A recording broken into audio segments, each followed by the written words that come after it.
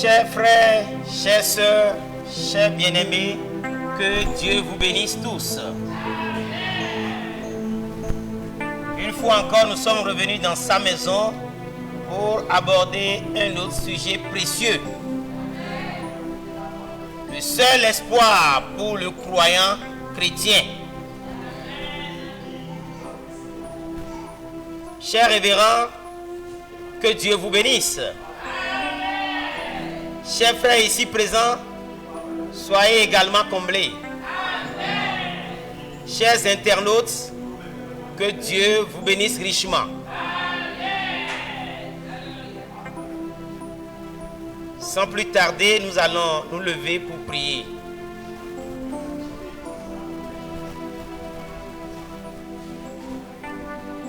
Notre Père Céleste, en nous approchant de toi ce matin,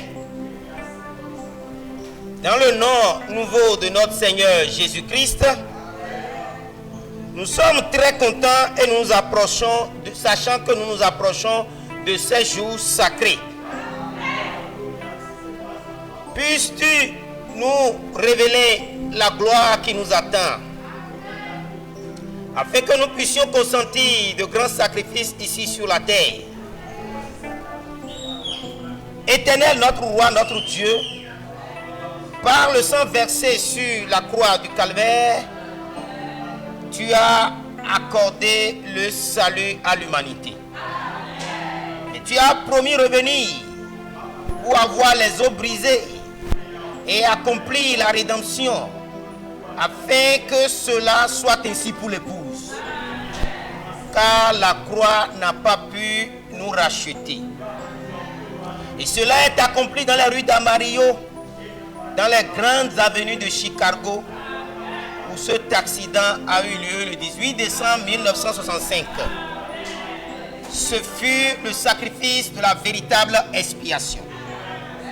Merveilleux Père Céleste, lorsque nous nous approchons, ô Dieu Tout-Puissant, en venant dans ta maison, Seigneur, nos cœurs palpitent.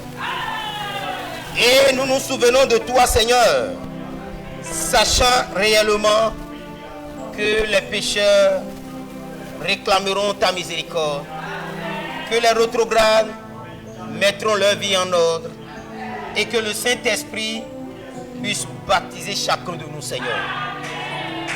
Créateur de l'univers, toi le grand Jéhovah de l'Ancien Testament, toi qui t'es manifesté comme le Fils de Dieu dans le Nouveau, sous la forme du Nazaréen, Jésus-Christ, c'est toi le Saint-Esprit d'aujourd'hui.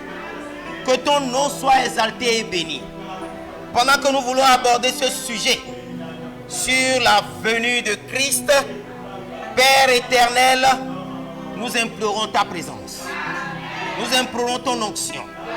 C'est pourquoi nous quittons complètement le chemin, afin que tu puisses venir agir au travers de nous.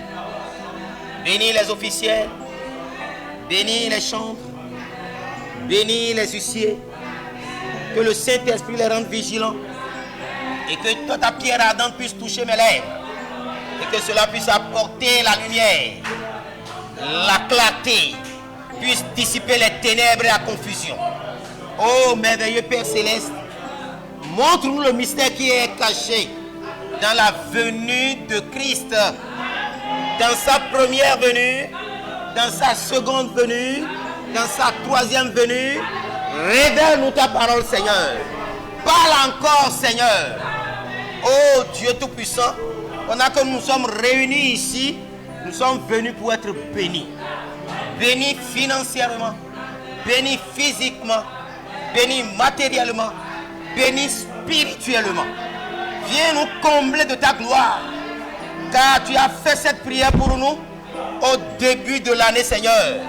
Et cet aspect de la vie humaine, tu as voulu les combler, Seigneur. Viens nous satisfaire et viens exaucer nos prières par rapport à nos besoins. Nous te le demandons, Seigneur, que ta guérison s'opère. Toi, Christ Branham, viens guérir les malades. Viens manifester le premier pôle. Viens manifester le deuxième pôle. Viens manifester le troisième pôle en faveur de ton peuple. ici présent à Révier et en faveur de ton peuple tout autour du monde qui écouteront ce message. Que la bénédiction les accompagne. Accorde qu'il en soit ainsi. Et glorifie-toi au travers de nous, Seigneur. Nous te le demandons, Seigneur, dans le nom puissant Christ Branham, le nouveau nom de notre Seigneur Jésus-Christ révélé. Amen, amen, amen. Acclamez le Seigneur. Amen, amen, amen, amen. Que Dieu soit loué. Amen. Sans plus tarder, nous allons prendre nos Bibles pour Matthieu chapitre 1, 18 à 20. Vous êtes prêts? Matthieu chapitre 1, 18 à 20. Parfait. Déjà à l'affiche. Je lis. Voici de quelle manière arriva la naissance de Jésus-Christ. Marie, sa mère, ayant été fiancée à Joseph, se trouva enceinte par la vertu du Saint-Esprit. Avant qu'ils eussent habité ensemble, Joseph, son époux, qui était un homme de bien et qui ne voulait pas la diffamer, se proposa de rompre secrètement avec elle. Comme il y pensait, voici un ange du Seigneur lui apparut en songe et dit: Joseph, fils de David, ne crains pas de prendre avec toi Marie, ta femme, car l'enfant qu'elle a conçu vient du Saint-Esprit. Amen. Amen. Nous allons prendre Jean 16, versets 19 à 21. C'est une citation que vous maîtrisez bien. Parce que la véritable Pâque, on n'en fait qu'à. La véritable Noël, on n'en fait qu'à. On a dit 19 à 21.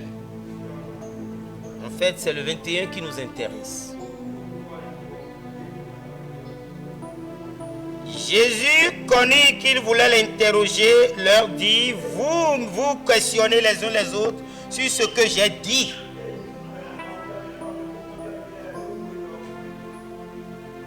Encore un peu de temps et vous ne me verrez plus. Puis encore un peu de temps et vous me verrez. En vérité, je vous le dis, vous pleurerez et vous vous lamenterez. Et le monde se réjouira. Vous serez dans la tristesse, mais votre tristesse se changera en joie. Écoutez maintenant. La femme, lorsqu'elle enfante, éprouve de la tristesse, mais que son heure est venue.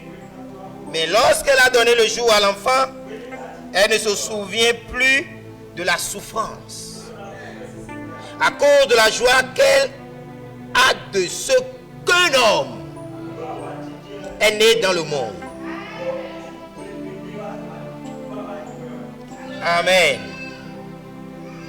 Ce passage de Luc 8, 9 à Luc 15, 8 à 9 va vous paraître bizarre.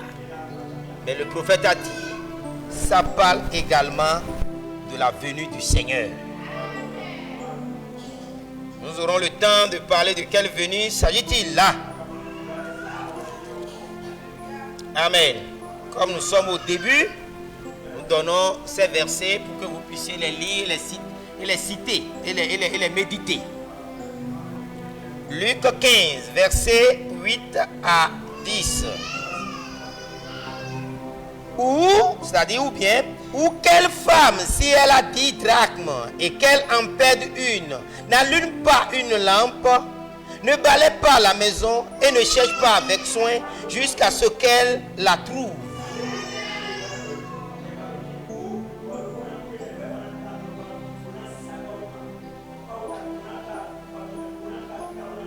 Lorsqu'elle l'a retrouvée, elle appelle ses amis et ses voisines et dit: réjouissez-vous avec moi car j'ai retrouvé le drachme que j'avais perdu.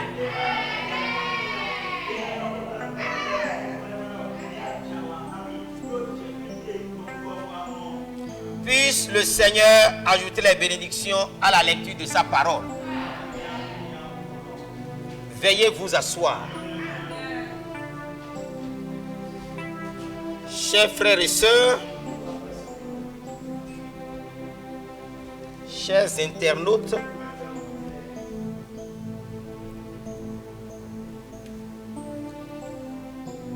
avant de commencer, je vous dis que le Dieu Tout-Puissant vous bénisse tous. Je m'en vais vous demander si vous savez que la venue de Christ cache que c'est un mystère. Quand nous parlons tel que vous voyez, 4 mots, la venue de Christ. Ça part. Savez-vous qu'il y a 3 venues? Savez-vous que la première venue et la seconde venue n'est pas de la même manière?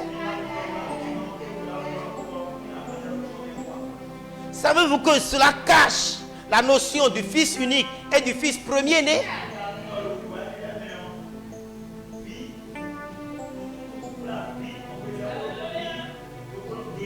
Comprenez-vous que la seconde venue est une naissance jumelle? Tant de sujets sont à aborder. Et nous vous suscitons, nous vous invitons à nous suivre attentivement. Nous vous invitons à liker notre page, à la partager parce que d'autres en auront certainement besoin. Et que Dieu vous bénisse.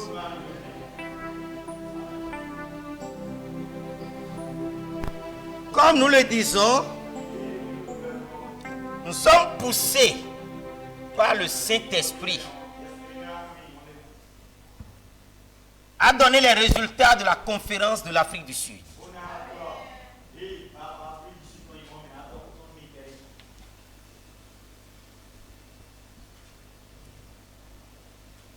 Plusieurs sujets ont été abordés en Afrique du Sud.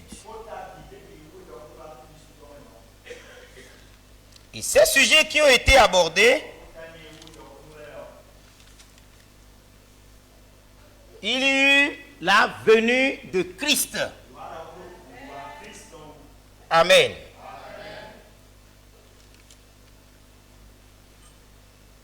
Et cette venue de Christ a été abordée de manière surnaturelle.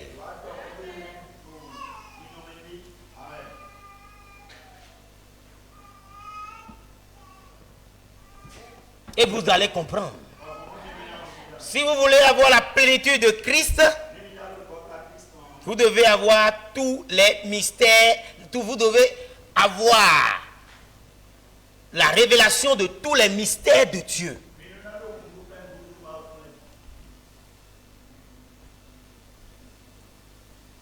Alléluia. En parlant de la venue de Christ, nous pensons, les Juifs ont toujours pensé à une seule venue. Ils pensaient que le Seigneur viendra et dominera et les délivrer des Romains. Et ils ignorent la venue du Seigneur sous la forme de serviteurs, sous la forme de sacrifice. Amen. Ils ne savaient pas qu'il y a d'abord la croix avant la couronne. Pour eux, quand on dit la venue du Seigneur, ce n'est que la seule venue qu'il doit y avoir. Mais quand on parle de la venue du Seigneur aux croyants évangéliques, eux ils disent que c'est la seconde venue. Et pour eux, la seconde venue, c'est en même temps l'enlèvement. Ils ne savent pas que dans la seconde venue est un mystère. C'est le 7e sceau. C'est le mystère de la venue du Seigneur. Ils ne savent pas que le Seigneur doit venir pour révéler, préparer l'épouse en révélant les mystères. Ils ne savent pas que le Seigneur va venir pour l'enlèvement. Ils ne savent pas que le Seigneur va venir pour introduire le millénium. Ils ignorent tout ça. Et pire, ce qui est dangereux, ils ne savent pas que dans chaque étape de la seconde venue, il y a un espace de temps. Ils font la même erreur que les Juifs ont fait en croyant d'abord à la seule venue et que la seule venue, ce n'est que la couronne. Alléluia. Maintenant, nous connaissons tous que le Seigneur est un Dieu immuable, aux voix inchangeables.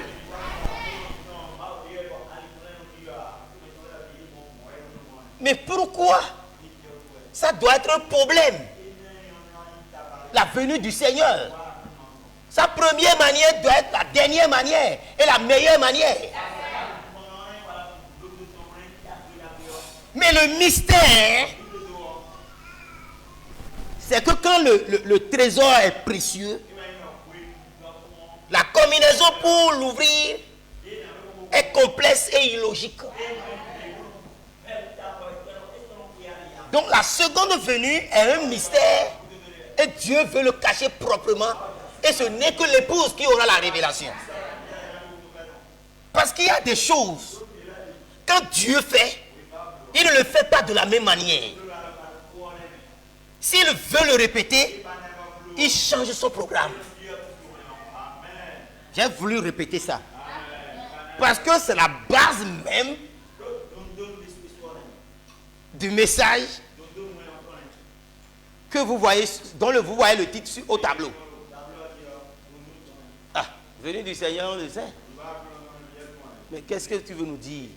Je veux simplement te dire que je sais bien que Dieu est immuable, voire inchangeable. Mais pour des choses qu'il veut accomplir, parfois, il change son programme et sa manière également change. Alléluia. D'accord? Mais qu'est-ce que vous voulez dire? Prenons l'exemple de la destruction de la terre. Le programme de Dieu au temps de Noé, c'était de détruire la terre par l'eau, par le déluge.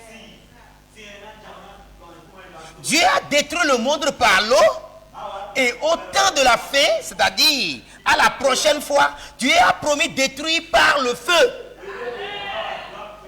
Remarquez alors un changement de programme.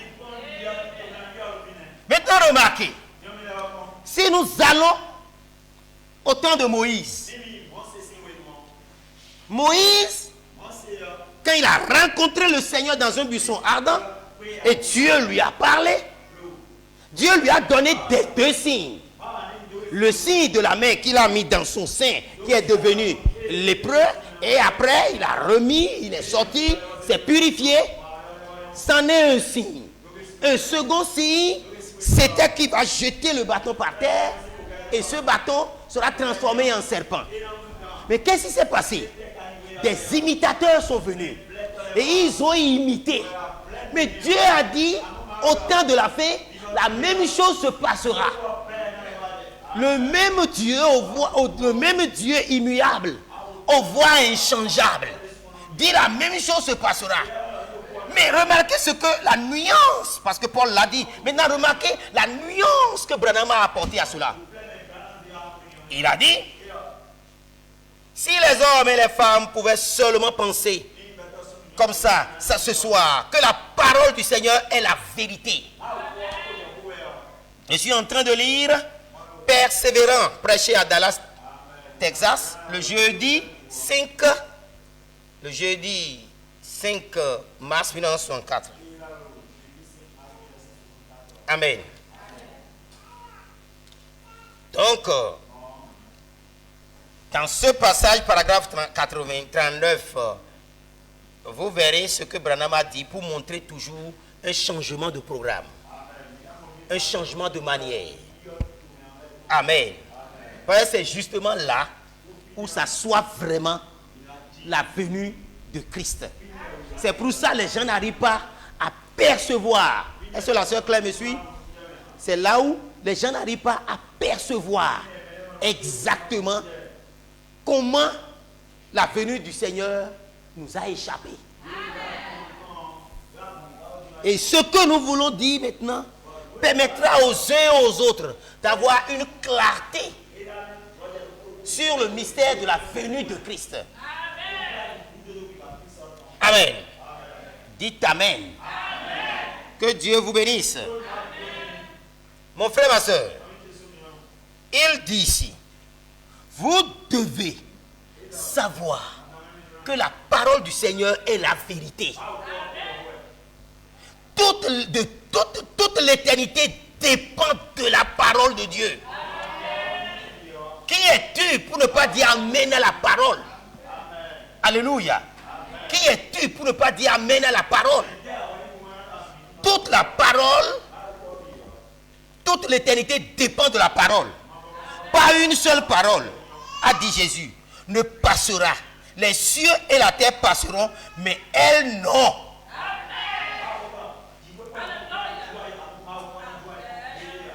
Moïse est descendu et elle a été très persistant quand il a jeté son bâton par terre et que celui-ci s'est transformé en serpent. Et alors, il a trouvé des imitateurs. Écoutez bien, ça se trouve encore le long du chemin de Dieu. Quelqu'un qui essaie d'imiter quelque chose. Et les imitateurs sont venus essayer d'en faire un spectacle. Donc, eux, ils font le miracle pour le spectacle. Alléluia. Et ces imitateurs sont venus pour en faire spectacle. Ils ont eux aussi jeté leur bâton par terre. Pour dire que c'est une tour de magie très facile. Alléluia. Moïse savait à qui il avait parlé. Il savait en qui il avait cru. Et il était persuadé parce qu'il savait que toute l'éternité dépend de la parole de Dieu. Vous devez avoir la foi parfaite dans les Écritures. Alléluia. Et il savait en qui il avait cru. Il était persuadé qu'il avait la puissance de garder le dépôt jusqu'à cette heure-là. Moïse n'a pas bougé. Il était là. Le temps passa. Voilà ce que tu as dit, on l'a fait. C'est eux qui parlaient beaucoup. Hey, quelle puissance tu es venu nous démontrer. Moïse était persuadé. Il était persistant. Il était certain de Dieu. Si vous accomplissez tout ce que Dieu vous a demandé de faire, vous avez honoré la parole. Vous avez mis la parole en application. L'ordre prophétique, vous avez respecté. Votre vie est digne de l'évangile. Mon frère, ma soeur, soyez persuadés. Dieu fera accomplir sa parole. N'ayez pas du tout peur. Alors Moïse n'a pas bougé. Alors le serpent de Moïse a mangé le serpent des magiciens. Alléluia. Que Dieu vous bénisse. Alléluia. Que Dieu vous bénisse. Au paragraphe 43, c'est là où nous voulons voir la chose. Que Dieu vous bénisse. Cessez d'amuser l'enfant. Ceux qui l'amusent, c'est ceux qu'il faut traiter et non celui elle-même. Amen. Celui qui agite l'enfant et l'enfant crie là, c'est lui qu'il faut contrôler. Amen. Que Dieu, nous on n'a pas de salle de pleurs ici. Donc essayez d'aider les gens à écouter. Ça ne peut pas perturber ceux qui sont en ligne. Amen. Donc essayez de les déplacer. Les cris, nous les aimons. Hein? Si c'est la parole qui fait crier, on dit Amen. Et si c'est les amusements qui fait crier, on n'est pas d'accord. Et quand le cri nous perturbe, soit la personne va derrière carrément. Là, les cris diminuent. Amen, je dois le dire parce que les gens vont l'entendre très très nettement sur les lignes. Hein? Amen. Parfait. Donc nous avions dit que Dieu change de programme. Et dans le changement de programme, ce n'est pas qu'il n'est pas immuable. Cela est clair. Ce changement de programme est bien identifié ici dans la venue de Christ. Et nous sommes en train de faire asseoir cela correctement. On a parlé sur la destruction du monde. Et cette destruction, la première fois, était par l'eau. La prochaine fois, au temps de Noé, bien sûr, la prochaine fois, au temps de la fin, doit être par le feu, comme il a détruit Sodome et Gomorrhe et les esprits de dépendance là-bas à Canaan. Amen. Maintenant, nous avions vu que les imitateurs de Moïse, ceux-là qui ont dupliqué aussi par leur bâton, ils ont transformé leur bâton en serpent, c'est des imitateurs. La Bible a dit, Paul a dit que ces imitateurs viendront au temps de la fin. Maintenant, remarquez ce que Branham a dit. Branham est en train de dire ici, précisément au paragraphe 43, il nous est enseigné que la même chose se reproduira de nouveau. Et Branham met en même temps, il apporte la nuance pour montrer qu'il y a toujours changement de programme. Alléluia. Il dit, peut-être pas de la même manière, mais elle se reproduira de nouveau dans les derniers jours. Il dit, car de même que Jannes et Jambres s'opposaient à Moïse, de même ces hommes s'opposaient à la vérité. Ce n'est pas qu'ils produisent le miracle dans le but d'élever Dieu, mais ils produisent le miracle dans le but de s'opposer aux serviteurs de Dieu. Et ça, c'est du diable. C'est du monde. Alléluia. Donc c'est pourquoi Dieu veut apporter un changement de programme. Donc quand on vient à la venue du Seigneur, à la venue de Christ, nous voyons clairement qu'il y a changement de programme. Mais, étant donné que nous sommes en train de porter un enseignement à grande envergure, nous devons aller aussi mollo mollo. Maintenant, il y a quelque chose que nous devons aussi apporter. Comment alors Dieu est-il immuable dans la destruction du monde? Son immuabilité est liée à sa méthode de rachat. La méthode de rachat de Dieu, l'homme qu'il veut racheter, sa méthode de rachat n'a pas changé. Il doit regretter, pleurer, demander pardon et renoncer, tourner dos complètement et se repentir. Il est pardonné. Il va aux eaux en son nom. Alléluia. Quand il est baptisé d'eau, alors le sang est appliqué à lui. Il est mis à part pour le service. Enfin, le feu vient le brûler. Brûler toute attitude de porc dans sa vie. Il se met à l'autel, le feu divin descend sur lui et détruit toute attitude de porc. Vous voyez cette méthode? C'est cette méthode qui n'a pas changé dans la destruction du monde de la terre. Il a racheté l'homme qu'il veut. Il a racheté l'homme qu'il a sauvé, qu'il a prédestiné, il a racheté de la même manière qu'il racheta la terre sur laquelle il veut habiter. Amen. Mais la destruction en elle-même, c'est un changement de programme. Que Dieu vous bénisse. Donc, dans la demeure future de l'épouse céleste et de l'épouse terrestre, Branham est en train de dire au paragraphe 110, maintenant, il doit passer par un baptême de feu. La destruction par le feu. Du feu de Dieu qui purifie la terre et les cieux, qui l'entourent. Alors, elle sera acquise pour les racheter, puissent y vivre en paix. Remarquez, le baptême de feu doit la purifier du péché, de la maladie, des gemmes de maladie, des pécheurs, du diable, de tout son clan. Il doit être précipité dans l'étang de feu. Le feu de Dieu descend du ciel d'auprès de Dieu et la brûle. C'est clair? Ce monde-là, cette terre-là, sera brûlée par le feu. Comme Sodome et Gomorrhe sont brûlés par le feu et le soufre, ainsi sera la terre tout entière.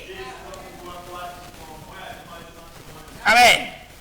Maintenant, remarquez, pour la préparer, que Dieu y habite, Dieu doit la brûler par le feu. En effet, Dieu, dans le nouveau monde qui est à venir, doit habiter la terre. En effet, vous dites, il habite dans le cœur humain, mais lui et l'épouse deviennent un, et ils vont à leur demeure dans le nouveau monde. C'est réel, hein? On veut réellement habiter sur la terre, hein? Une terre purifiée, hein? Amen. Et le même plan de la rédemption est utilisé pour racheter les deux, le monde et les personnes qui y vivent. Vous voyez, le cœur, maintenant, il a parlé du monde.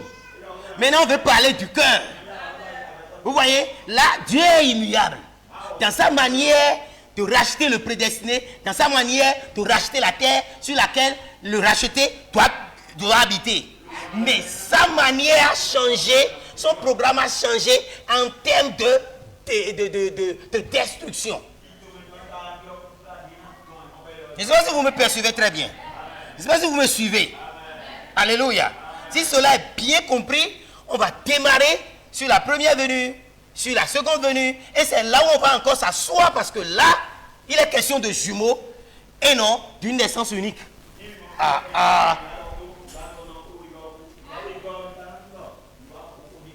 Parce que, en quoi le changement de programme entre la naissance de la première venue et la naissance de la seconde venue interviendra? Pendant qu'on voyait la Vierge Marie, mais quelle est la femme dont la Bible a parlé? Dans Jean 16, quelle est cette femme? Est-ce que c'est l'Église? Sœur Claire peut me répondre? Amen. Que Dieu vous bénisse.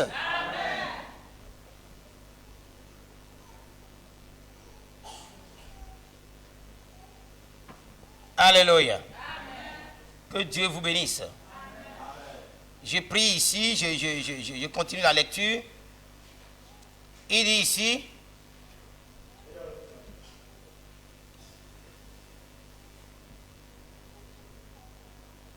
vous voyez, le cœur doit être purifié de cette façon-là, avant que Dieu puisse descendre en la personne du Saint-Esprit, qui est Christ, qui descend habiter dans le cœur humain.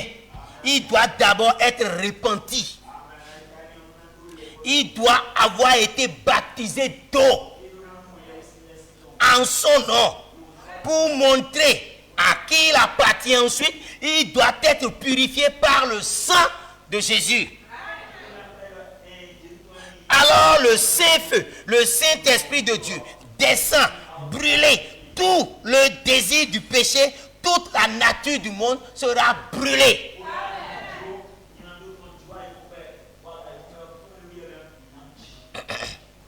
Vous avez compris? Vous avez compris, non?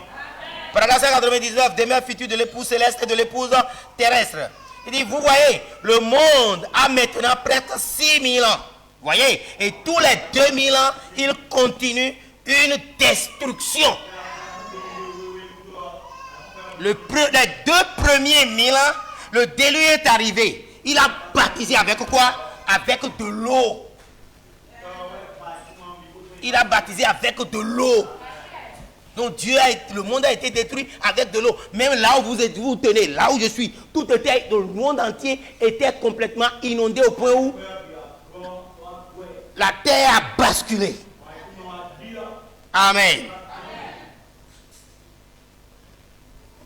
Les 2000 ans d'après, Jésus est venu le sanctifier, le revendiquer. Il a fait couler son sang dessus et il se l'est approprié. Vous voyez ça? Le feu, le sang, pardon, l'eau, le sang, et maintenant le feu va suivre. Maintenant écoutez. Bref 202. Je reviendrai, oui, là, comme roi et avec sa reine. Et les deuxièmes 2000 ans, que fait-il? Il vient donner sa période de repos. Et puis, précisément, paragraphe 203, et puis, il la brûle. Brûler, c'est avec le feu. La revendique pour les siens. Il remet les siens là-dessus. Donc, nous voyons clairement que Dieu a utilisé la même manière qu'il a utilisé pour racheter le prédestiné, il utilise la même manière pour racheter la terre sur laquelle il doit vivre. Mais en termes de destruction de la terre, il a changé. Donc, nous avions dit, pour certaines choses, Dieu, il change sa manière de faire. Il ne fait pas de la même manière. Vous voyez? Donc, et maintenant, son baptême de feu le purifie de tout gemme, de toute maladie, de toutes les affections, même de toutes choses spirituelles. C'est pourquoi nous disons la puissance de la résurrection vous guérira de quelque maladie que vous puissiez pris. Quelle que soit votre maladie, la puissance de la résurrection, vous serez guéri. Si vous n'êtes pas guéri, ce n'est pas l'affaire de Dieu. Si vous n'êtes pas guéri, c'est votre foi qu'il faut regarder. Si vous êtes en ordre, soyez alors certain de Dieu. Ne bougez pas. Alléluia. On dit toute gemme est brûlée.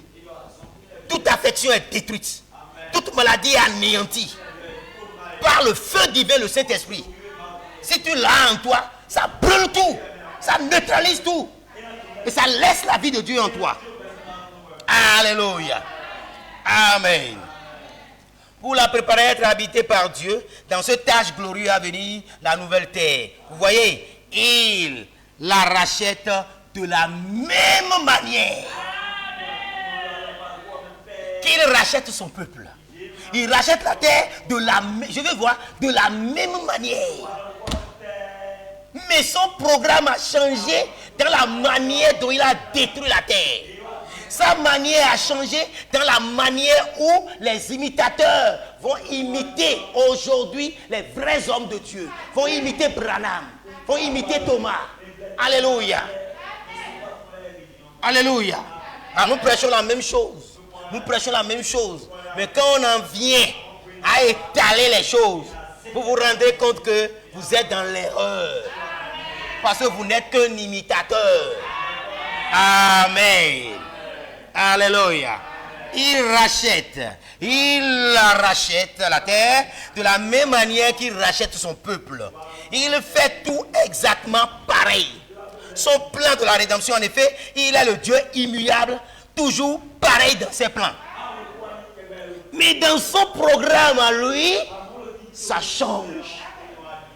D'où la venue de Christ change de la première à la deuxième. Et la deuxième, vraiment, c'est là où l'enseignement a sa base. Que Dieu vous bénisse. Ça vous plaît? Les résultats de la conférence de l'Afrique du Sud. Alléluia. Que Dieu bénisse le pasteur Rosario. Que Dieu bénisse le pasteur et le docteur Branham Thomas. Le pasteur Bobo. Le pasteur Longail. Ce nom-là, je suis plus habitué à ce nom que Brett. Que Dieu bénisse le pasteur Robert du Bénin. Amen. Que Dieu vous bénisse tous. Alléluia. Le frère Emmanuel Branham Thomas. le fils de Branham Point Thomas. Que Dieu vous bénisse tous. Alléluia. Les résultats sont là. Et vous allez en bénéficier. Vous en serez éclairés. L'épouse disséminée un peu partout dans le monde en sera éclairée. Frères et sœurs, soyez bénis. Maintenant, vous allez comprendre que entre la première venue et la deuxième venue, il s'est écoulé 2000 ans. Mais parlant de la manière dont la première venue est intervenue et son but, nous voyons que Jésus est venu à la première fois et à un but. Le but d'abord de sauver l'humanité en lui pardonnant ses péchés et le but de se reproduire en plusieurs Christ. Vous voyez, la première venue, comment est-elle intervenue? Parlons-en. Le but, on n'a pas le temps, mais on en a brièvement, j'en ai parlé. Premièrement, il a sauvé l'humanité en lui pardonnant ses péchés. Deuxièmement, c'est dans le but, le grain de blé, Jean 12, 12. Pardon, Jean 12, 24. J'espère bien, ou 24, 12. En tout cas, c'est 12, 24. Il est midi. Où est-ce que le temps est passé? Alléluia. Je n'ai pas vu le temps passer. Du tout, du tout. Maintenant, on veut commencer par entrer dans les bonnes choses. Mais ça, vous le connaissez. La manière dont Jésus est né n'est pas un mystère. Hein? On l'a enseigné pendant des milliers d'années. Amen. Donc, entre les deux naissances, la première venue et la seconde venue, il y a 2000 ans. Si on doit parler de comment Jésus-Christ est venu la première fois, nous devons savoir d'abord que le grand Jéhovah, Dieu, a choisi de venir dans le monde dans un corps saint par la Vierge Marie dans une immaculée conception. Dans le sein d'une femme, dans l'utérus, l'anglais dit womb, dans l'utérus de la femme, nous voyons dans cet utérus de la jeune fille, cette jeune fille vierge, nous voyons que Jésus-Christ est né. Amen. Voilà comment Jésus est né, la première venue de Christ. Donc nous devrions nous attendre de la même manière la seconde venue. Même si vous pensez que cela soit de la même manière, la majorité des croyants modernes disent qu'il viendra du ciel. Comme les Juifs croyaient qu'il viendra du ciel. Et ils ont laissé une passerelle là-bas en haut pour dire que Jéhovah descendra dans son temple. Mais Dieu change de programme. Alléluia. Alléluia. Maintenant, est-ce que Marie est vraiment vierge? Qui doit le dire pour qu'on croie? Ésaïe l'avait déjà dit. Une vierge concevra. Cela est clair. Maintenant, voilà encore le grand prophète Branham qui dit: que pensez-vous de Christ? Que pensez-vous du Christ? New York, New York, il prêchait le 30 septembre 1951. On peut aller? Paragraphe 47. Je dis qu'il était le Fils de Dieu né d'une vierge, créé par Jéhovah. Je crois que Dieu est esprit. Et ceux qui l'adorent doivent l'adorer en esprit et en vérité. Écoutez la vérité de la chose et ensuite adorez-le en esprit. Maintenant, voici ce que je crois. Branham dit voici ce que je crois. Donc c'est ce qui est la vérité. Cette Vierge Marie était en fait qu'une jeune fille de 18 ans, de 17 ou 18 ans. Ailleurs, il est même allé jusqu'à dire 15, 16, 17. Maintenant ici, 17, 18 ans. Elle était vierge. Alléluia. Qui sortait avec un homme qu'on appelle Joseph. Joseph avait 45 ans. Et elle avait 18 ans. Elle était vierge. Alléluia. Vous voyez? Et le Créateur avait couvert cette jeune fille de l'ombre du Saint-Esprit, son être. Et elle a conçu, elle a enfanté un enfant, Jésus-Christ.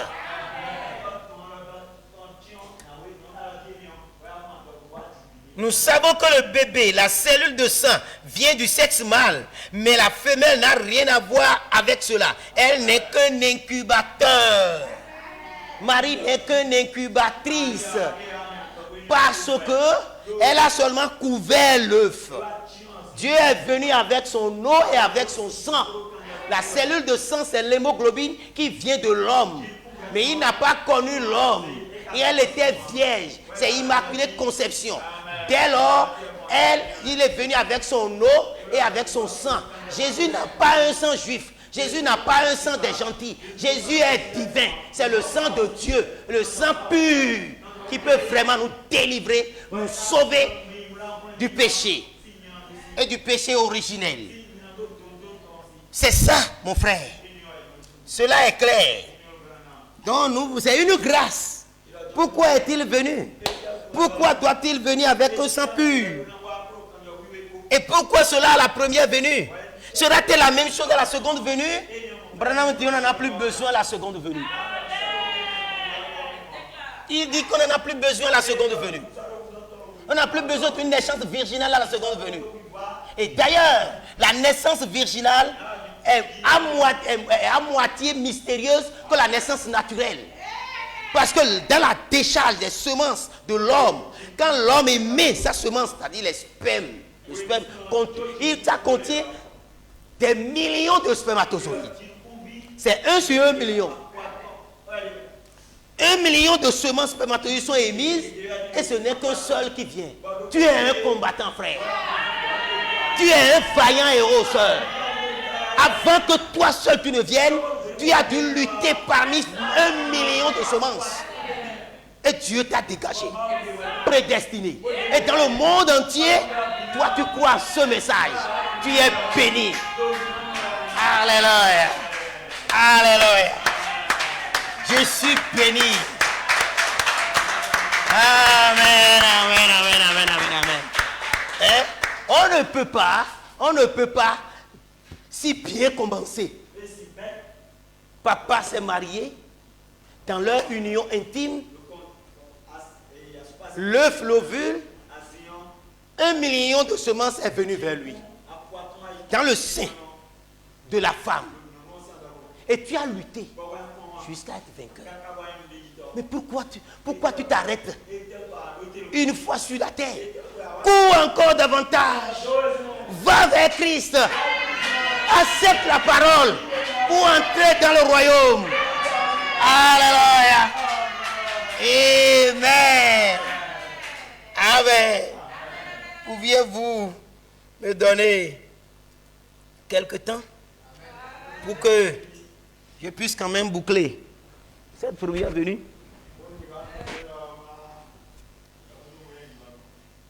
Vous aviez compris clairement? Maintenant, message de grâce. La grâce. La grâce est vieille. Elle date de très longtemps. Elle est aussi vieille que le monde.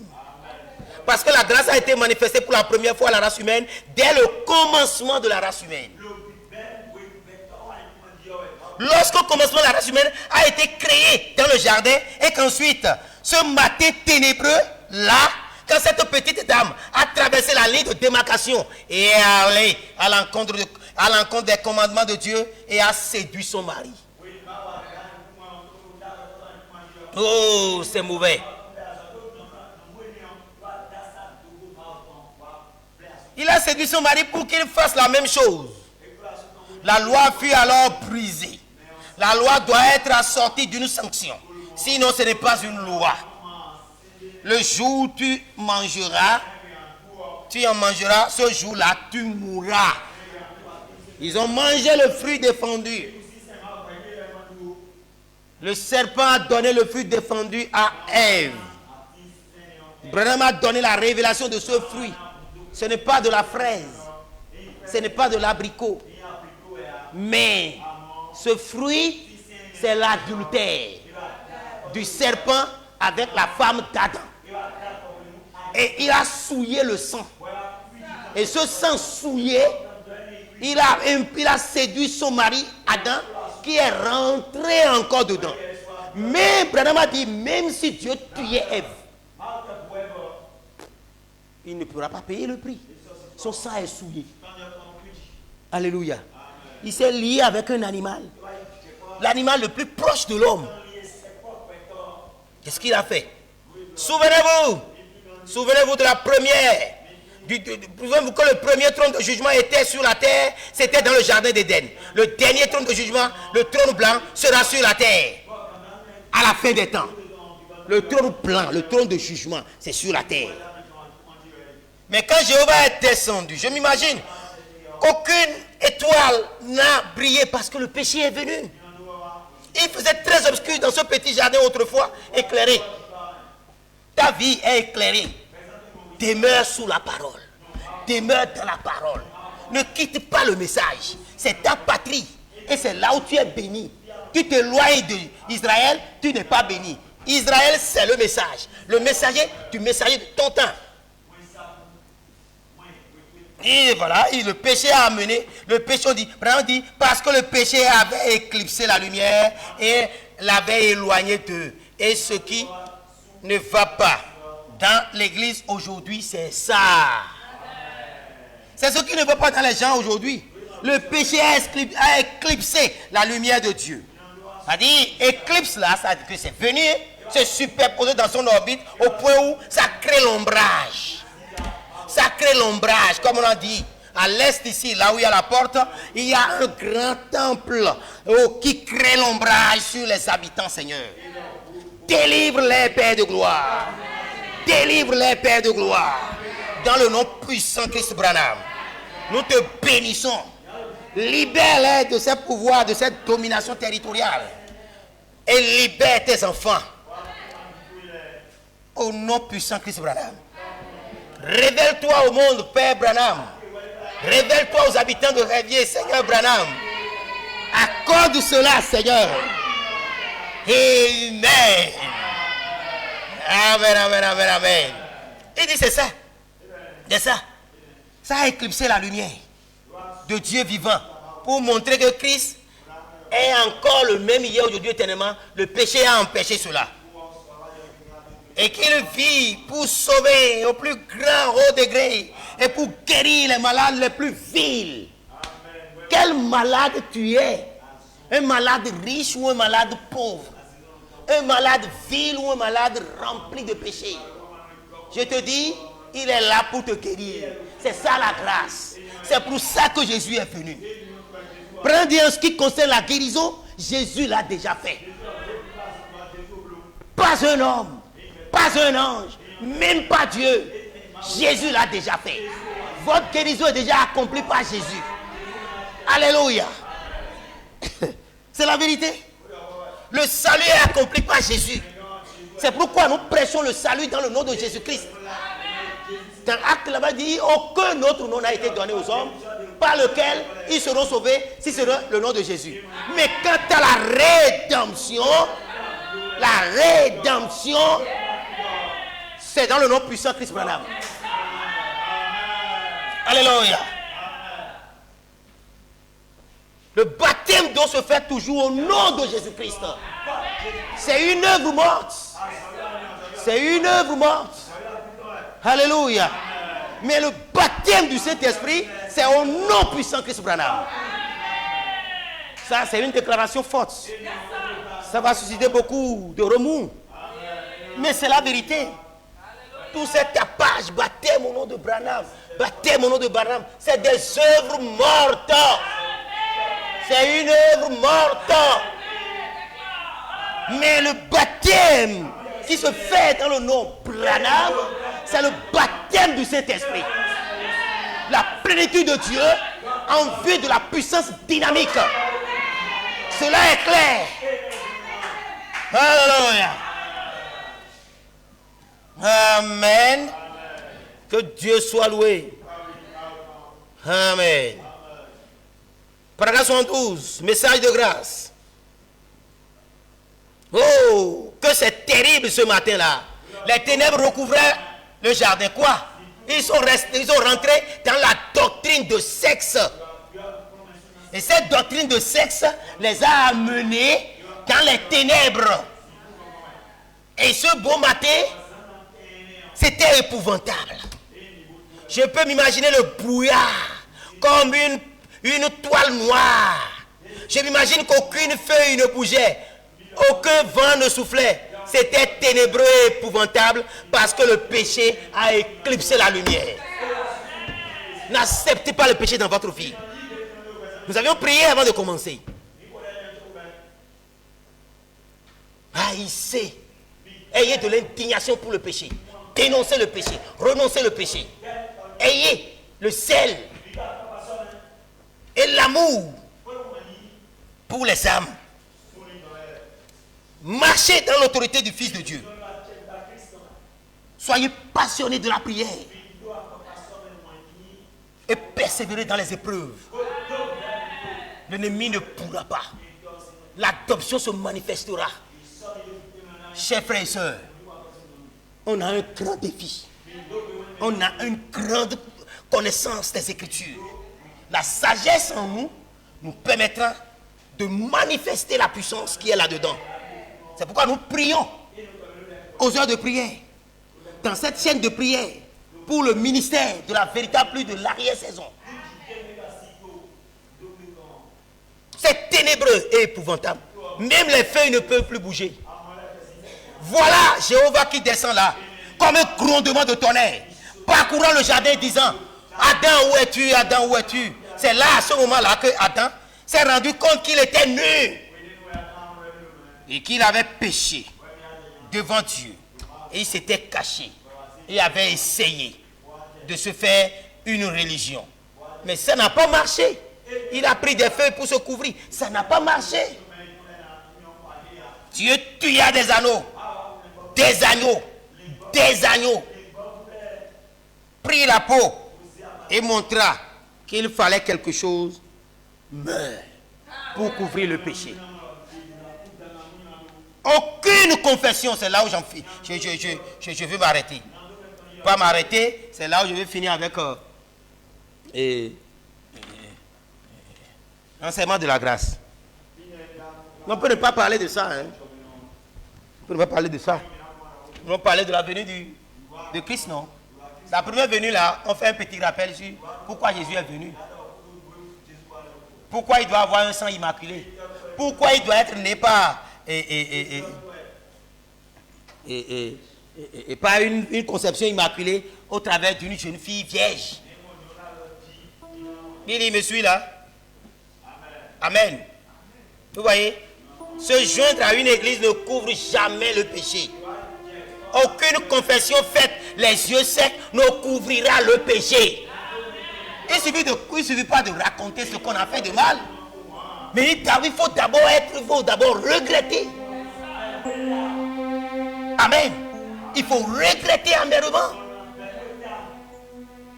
Hein? La haine pour le péché, l'incrédulité, il faut vous opposer à ça. Vous devez vous engager à ne plus refaire. Vous devez abandonner cela. Les gens racontent les erreurs avec les yeux secs. Aucune confession faite les yeux secs ne couvrira le péché. Il faut le regret, la repentance, ainsi que la grâce de Dieu pour couvrir le péché, afin que le sang de Jésus-Christ, celui que Dieu a tué au calvaire, couvre ce péché-là, nettoie ce péché-là, et expire ce péché. Maintenant, frères et sœurs, me suivez-vous?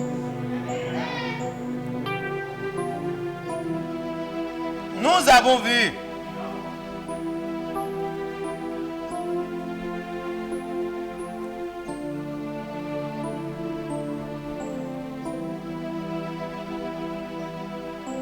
Alléluia.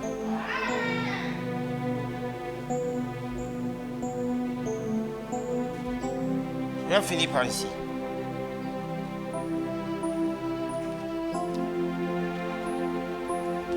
Jésus est venu c'est la première venue. Mais durant les âges,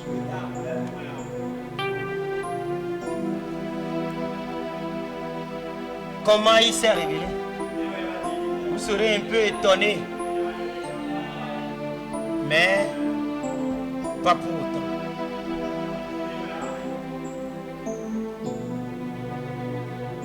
Paragraphe 85. La révélation de Jésus-Christ, prêché le dimanche 4 décembre 1960 matin. Or, dans ce glorieux âge à venir que Jean a vu, cette révélation lui a été donnée uniquement pour dévoiler le dessein particulier de Christ. Ce qu'il serait et ce que sera, et ce qu'il serait et ce que serait son apparence dans chaque âge.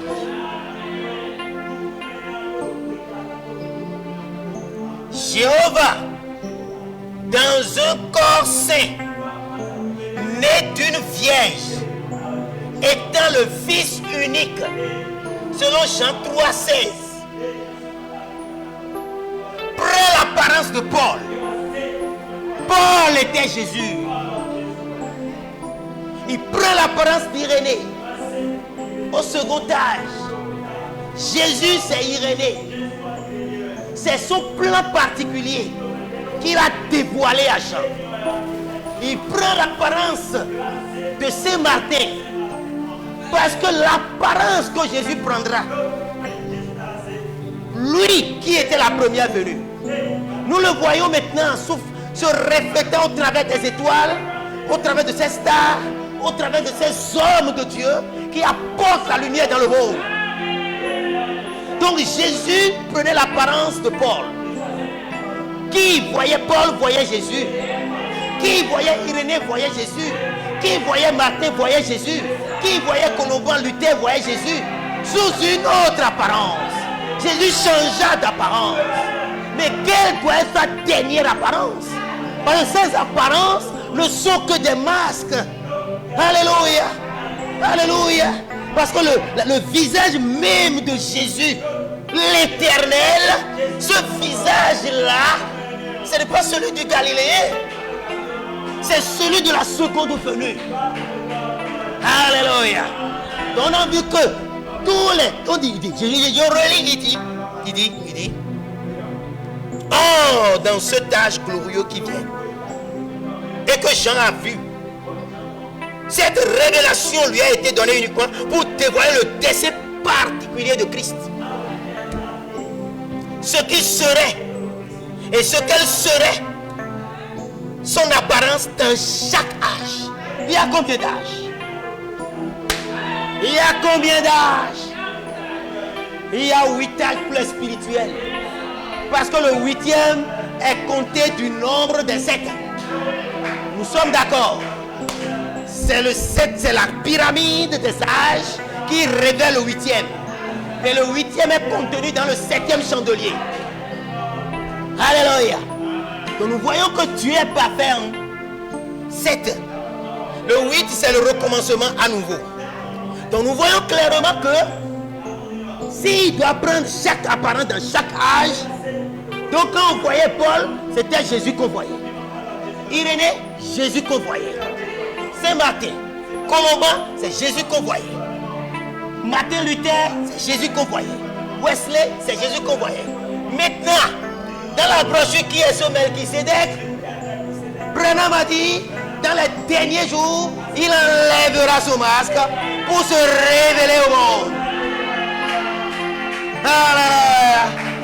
Pour se révéler au monde. Amen. C'est justement là, précisément là, que nous parlerons de la venue de Christ de la manière différente. Quelle serait son apparence dans chaque âge? Et c'est pourquoi j'ai dit ce matin, gardez votre pensée fixée sur la vraie église. Parce que la vraie église est conduite par le vrai messager. C'est alors que vous verrez le véritable Seigneur Jésus-Christ sous sa nouvelle apparence. Alléluia. Alléluia. Que Dieu vous bénisse. Vous voyez clairement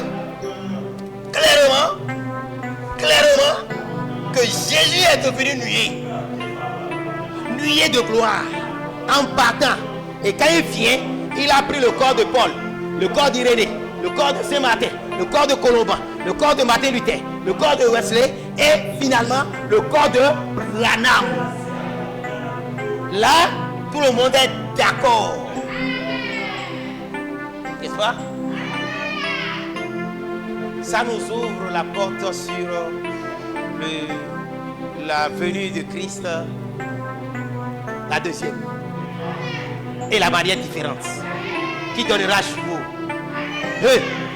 Oui, jumeau. On vient de dire 8e âge. Qui est du nombre des 7. N'est-ce pas? Donc il prendra la forme, une certaine forme à quand? Au temps du soir. Parce que Jésus, au temps de midi, c'est le Nazaréen. Tout le long jusqu'au soir à 15 h, il a parcouru tous les âges. Nous sommes d'accord. Au temps du soir, il prendra une autre forme. Au temps de minuit, il prendra une autre forme. Amen. Donc, nous allons revenir sur le Fils unique et le Fils premier-né. Frères et sœurs, en conclusion, si Dieu fait quelque chose, s'il veut le répéter, parfois, il change de programme. Il change de programme. Donc ce changement de programme, quoi qu'il est immuable, voire inchangeable,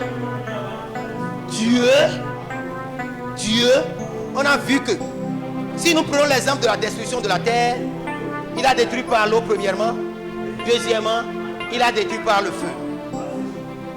On a vu Sodome et Gomorrhe. Très prochainement, c'est par le feu. Et ça, il a gardé sa manière immuable dans la manière de racheter son peuple de la même manière qu'il racheta la terre sur laquelle il va vivre. Nous avions compris clairement que cela est net, cela est normal. On a vu que Jésus est né, la première venue est née comment? Immaculée conception au travers d'une jeune fille de 17 ans ou 18 ans qui est vierge, qui n'avait pas été touchée par un homme. Dieu, Jéhovah, est venu dans un corps saint. Et pourquoi?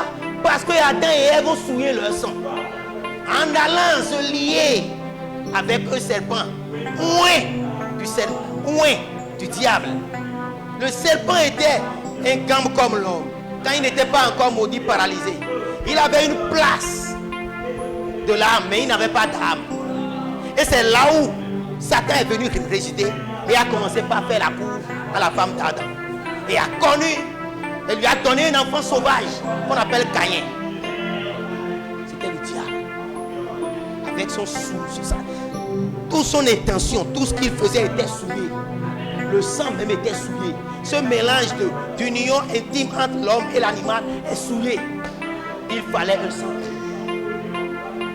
Jésus doit venir avec un sang pur.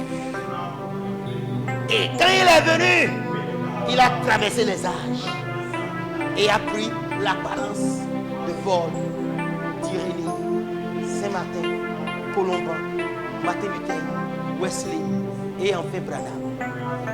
Mais quand nous allons maintenant parler sur la seconde venue du Seigneur, la seconde, pour nous parler de la venue du Seigneur, la venue de Christ, la seconde qui est d'une manière différente, qui est le changement de programme, on verra que on aura aussi deux visages à avoir, deux apparences à avoir.